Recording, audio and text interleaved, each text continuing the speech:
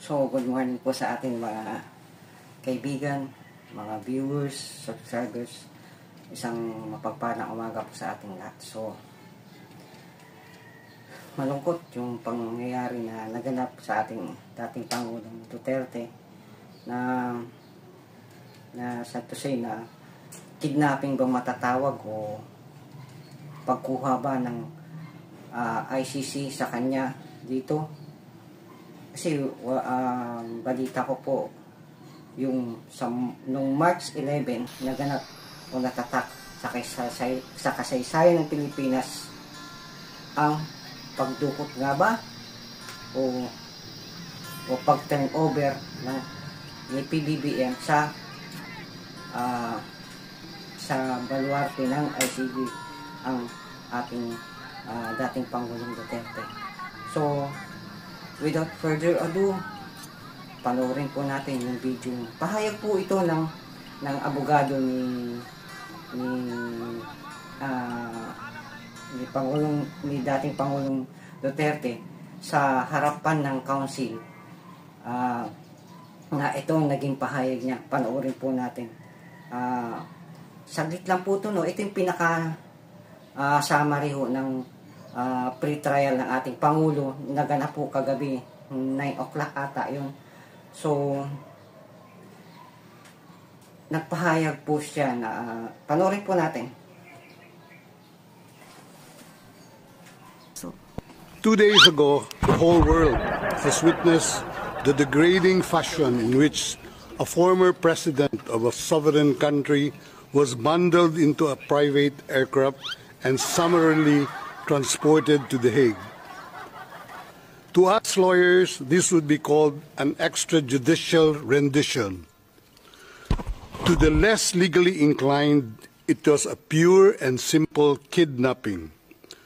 My client was denied all access to the legal recourse in the country of his citizenship, and this all in the nature of political score settling.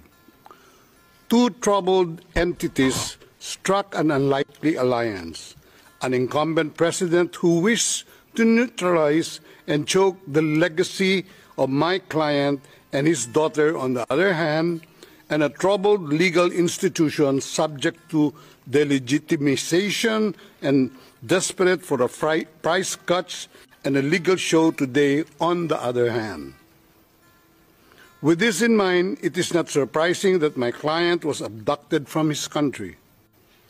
ICC private jets do not drop out of the thin air. That jet which received my client was coordinated in advance. The UAE is not a state party to the ICC and has no obligation to cooperate with the court.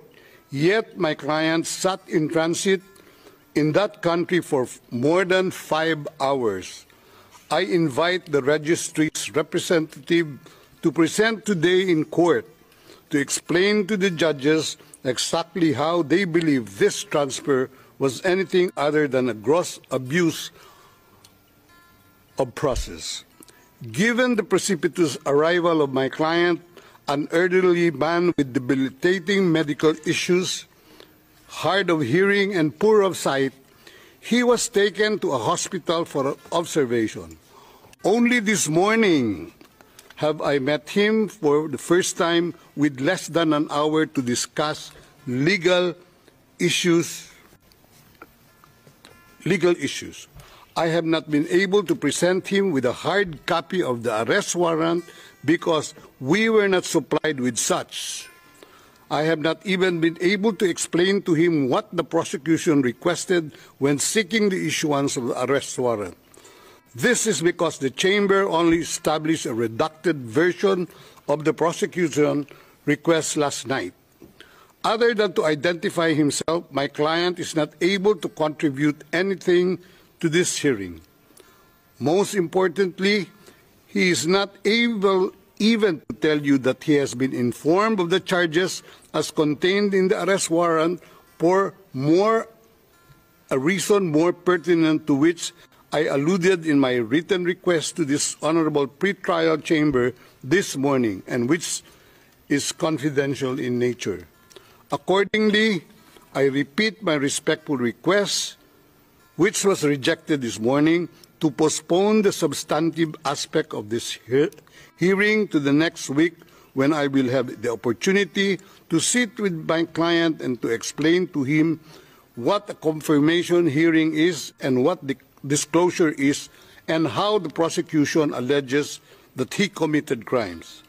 I thank the court for its attention and regret to say that I do not have instructions to continue my submission any further today. Thank you.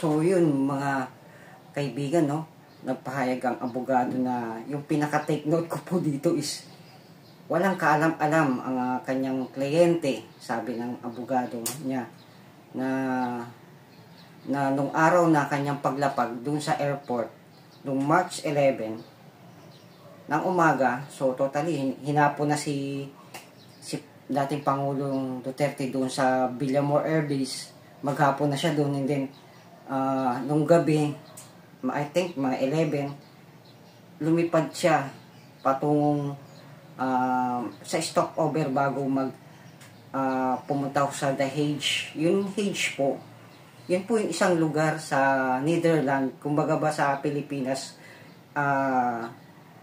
sa Quezon City. Yung halimbawa lang ho, kung sa Pilipinas, sa Maynila, sa Metro Manila, ito yung kumbaga ito yung pinaka-sentro ng kalakalan, sentro ng Pilipinas, itong Metro Manila. Mayroon sa Metro Manila, halimbawa lang natin sa Quezon City. Yun, pagkumpara ho natin, yun yung isang lugar sa Netherlands na tinatawag na The Hague, na kung saan nandun po yung lugar ng ICC na lilitisin ang ating dating Pangulo.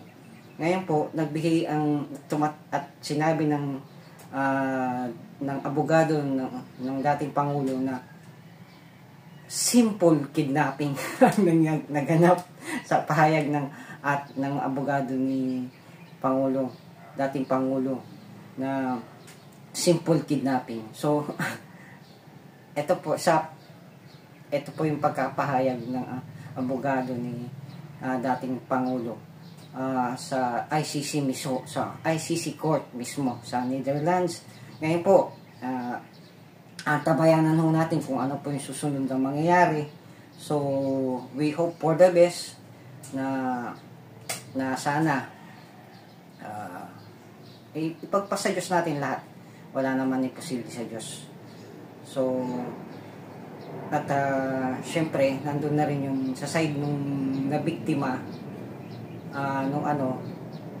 sa side ng biktima, pa sa kanila victory yun, kasi naidala nila doon ang ating dating Pangulo Duterte ko, na kung saan nasa pre-trial na sumasalang sa trial court. So tabayanan ho natin kung ano mga susunod na pangyayari. So ito po si Kuya Nads TV na nagsasabi po sa atin na magtiwala lang tayo sa Diyos parati. Lahat ng gawin natin, anumang gawin natin sa araw na to, simple man o mabigat, manalangin tayo na proteksyonan tayo ng Diyos. So, laging tatandaan po natin na God will always provide for you and for me. And shalom po sa bawat isa. God bless po.